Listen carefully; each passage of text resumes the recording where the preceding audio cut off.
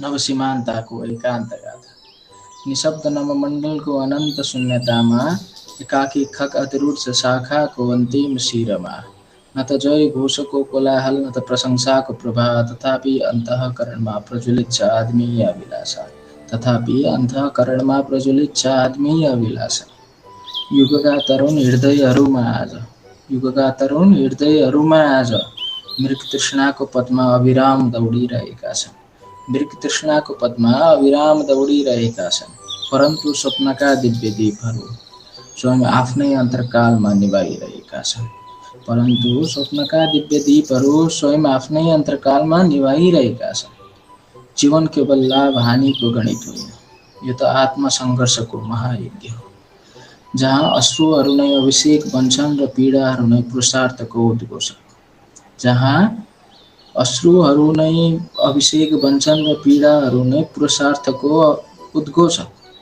कति वसन्तहरू ओइलाए समयको प्रभावमा, कति आकाङ्क्षाहरू विलीन भए नियतिको गर्भमा, तर जो झुकेन प्रतिकूलको प्रचण्ड प्रहारमा, उही अङ्कित भयो कालचक्रको इतिहासमा। ए तरुणात्मा, यदि तिम्रो मार्ग तमसाले आच्छादित छ भने, यदि तिम्रो मार्ग तमसाले आच्छादित छ भने स्मरण गर, प्रभातको जन्मसँगै गहनतम रात्रिबाट हुन्छ। प्रभातको जन्मसँगै गहनतम रात्रिबाट हुन्छ। यो चरा केवल चरा होइन, यो त आकाङ्क्षाको मौन मन्त्र हो, यो त धैर्यको दीप शिखा हो, अविचल सङ्कल्पको जीवन तन्त्र हो।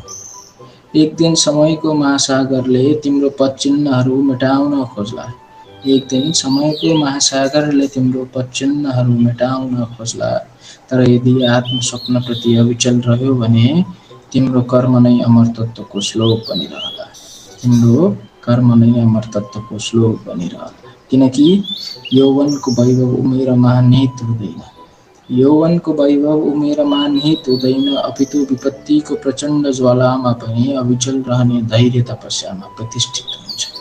अपितु विपत्तिको प्रचण्ड ज्वालामा पनि अविचल रहने धैर्य तपस्यामा प्रतिष्ठित हुन्छ। नव विशाल छ, भाग्य अनिश्चित छ, तर सङ्कल्प पनि अटल छ भने एकाकी पखेटाले पनि अनन्त आकाश देख्न सक्छ।